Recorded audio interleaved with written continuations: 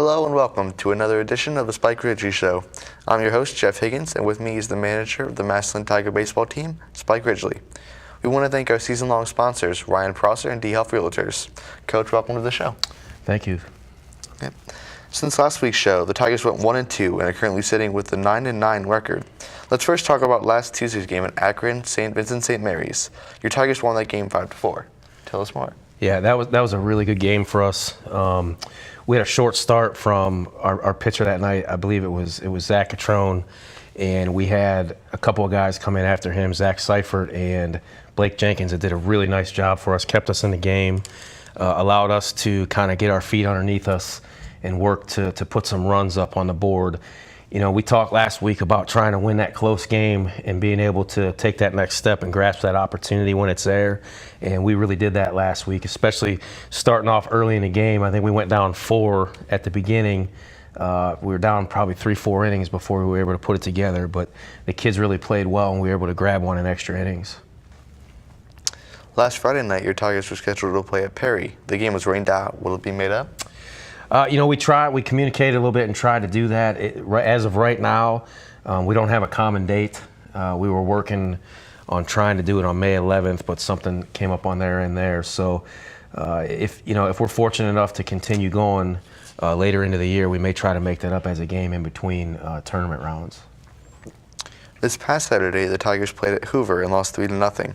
Your team managed just 4 hits and committed 3 errors. What do you remember most about that game? Well, I remember they had 4 hits too, and I remember that our pitcher threw a really nice game. Anytime that Zach Seifert has pitched for us, we've been in the game and we've had a chance to win. But you're right, we weren't able to put the hits together for us when we needed them in that game. Thinking back on that game, we hit a lot of balls that were right at somebody. We did hit some balls hard, but right now it's just for some reason it's those are not dropping as much as we'd like them to. But certainly there's things that we could do throughout the game to, as you said, with a couple of the errors that we made there to help make it a little easier on ourselves. And then this past Monday, your team dropped a 4-2 decision at home against Youngstown Ursuline. The Tigers had just 2 hits in that game. Tell us more.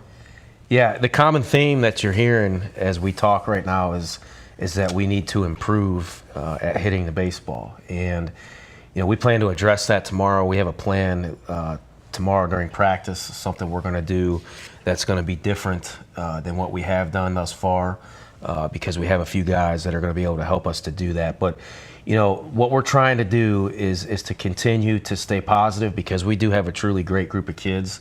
The kids are working hard. They're giving everything they've got. It's just not happening for us right now. And the kids have stayed positive. The coaching staff has as well. And we're ready to go back to work and try to, when there's still time, when there's still outs left, and there's still games to be played, there's still time to get things going in the direction that we want it to be going, and that's our only focus. We'll talk more with Coach and we'll visit with the Tiger player in a moment. But first, this word from Ryan Prosser and D-Health Realtors. Hi, I'm Ryan Prosser with D-Health Realtors, specializing in lifestyles, not just homes. Finding a realtor who understands the ins and outs of a home while also taking the time to listen to your wants and needs is important. With over 20 years experience in home remodeling, I have the knowledge to help you buy or sell a home with confidence. Choose my daddy to be your realtor.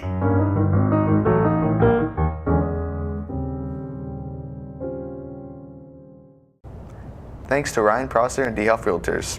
Welcome back to the Spike Ridgley Show. The Tiger player joining us this week is Aiden Longwell.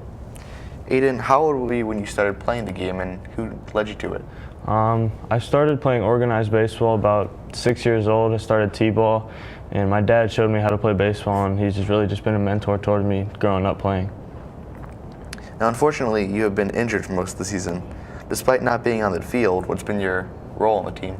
I think early in the season I was sort of in a coaching role, trying to help the guys anything they needed, any questions they had, and then coming into the season, middle of the season right now, I'm trying to get healthy and been working out a little bit. So, dealing with injuries is part of playing sports. Where do you find the mental toughness to push through and get yourself back on the field? I think working and seeing progress is important when you're hurt, trying to get back on the field, and just looking forward to playing again. It's really important.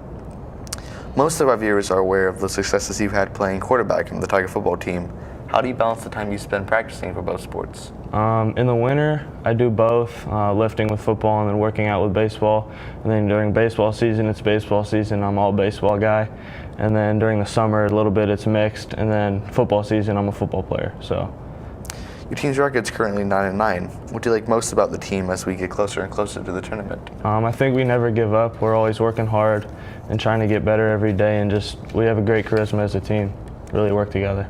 All right. Good luck with the rest of the season. Hope to see you on the field some more. Thank you. Coach, tell us more about Aiden and what he means to this year's team. Aiden, athletically, I think the general public knows the answer to that one.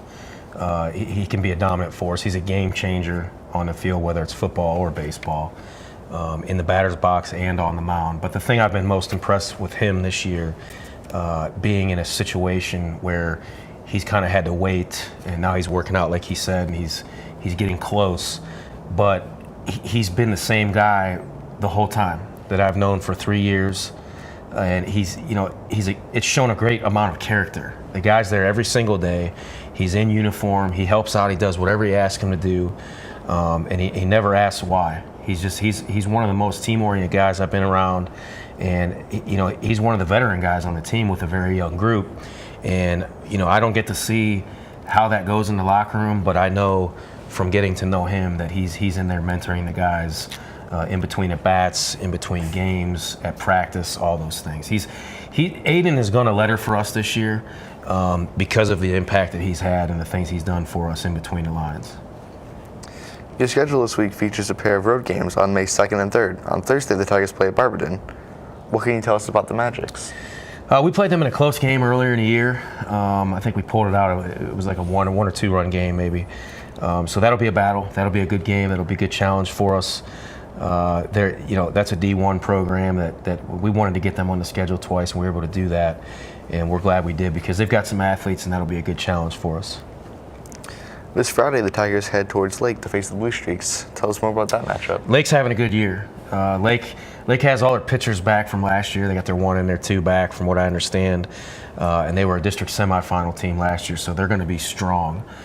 So that we will have to play one of our best games to be able to go over there and get a win on the road against them. But those are the kind of games that our kids need to play in, and that's the kind of pitching that our kids need to see to prepare us for the tournament here in a couple weeks. On Saturday, you're back home for a doubleheader against Cuyahoga Falls. How about a scouting report on the Black Tigers? They were very young last year, so I'm looking. I've watched some of the scores earlier in the year. I haven't seen them listed in the paper as much, but I know that they've won some games against some pretty decent teams. I think they're going to be very similar to us, maybe with a few more veteran guys, a couple more pitchers. Right now, as far as experience is concerned. So for us, in a doubleheader, it's going to be about going out and playing 1 inning at a time and always trying to get that first win first. Then next Tuesday, May 7th, the Tigers are home to face Dover. What can you talk to us about the Tornadoes? Dover's a district team. We've played Dover, I think, Aiden, we've faced them every year you've been here. Every time we play them, it seems like it's a 1-run game. We've had some pretty good battles with them in the past couple of years. I think we were down a bunch last year and ended up coming back and winning the game. So we got kind of a little mini rivalry going with those guys. We play them once a year. And again, they're a district team, so it is somebody that we could run into. They're having a good year. Last I checked, I think they were something like 15-2, 15-3. So they'll have a nice team, and it'll be a great challenge for us. It would be definitely a boost. It'd be a shot in the arm to be able to go get that win against those guys. And finally, next Wednesday, May 8th, it's another home game, this time against Talmadge. Tell us what you know about that team. Talmadge has been good for the last 3-4 years. They were in the state finals. In fact, they won it. They won the state championship, I think, 3 years ago, and they were back in the regionals again last year. They graduated a lot of those guys, but their youth program is very good. So when you play those guys, and Coach Kenny Lynn does a great job with that team. So that'll be an awesome challenge for us, and that'll be, as you can tell by listening to the answers, the schedule is pretty tough the last couple of weeks, and that's the way I scheduled it. That's the way I want it, so that we can be ready for the tournament. The tournament drawing is coming up this weekend. Who do you see as the top seeds, and where do you think you'll place? It's hard to tell. to be honest with you, I've tried to do a little bit of research. You know the teams that are around you, but I don't know a whole lot about what's happening in Youngstown because we don't get to see the scores as much in the paper. But doing a little bit of research, I mean, I don't think there's any way Jackson's not one. I think they have to be one. I think Glen Oak will probably be two, and then after that, it's going to be, you don't know what's going to happen. I mean, for us, it's more about what can we do between right now and then to improve our team and some of the things that we know as a group we need to get better at, and that's really all we're focused in on. Sure, you want to know who your opponent is. That's always a big part of it. But for us right now, we want to kind of clean up a few things that have been happening during the games. I tell the kids all the time, we are in every game that we play. We have to find a way to be the team that's taking advantage of something instead of being the team that's creating the opportunity for someone. Thanks, Coach. Thanks once again, Aiden. As we wrap up this edition of the Spike Ridgley Show, we want to take time to thank our season-long sponsors, DeHoff Realtors and Ryan Prosser. And thanks to Coach Ridgley for appearing on our show. I'm your host, Jeff Higgins. Thanks for watching, and as always, go Tigers.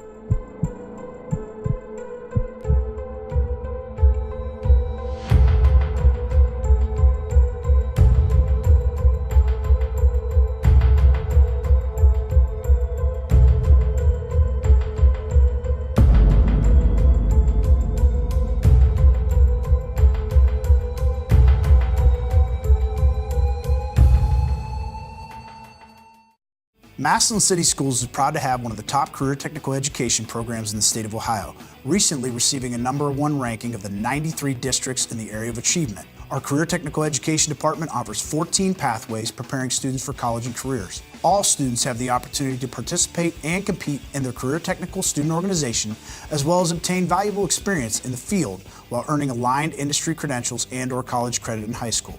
Visit massillonschools.org for more information.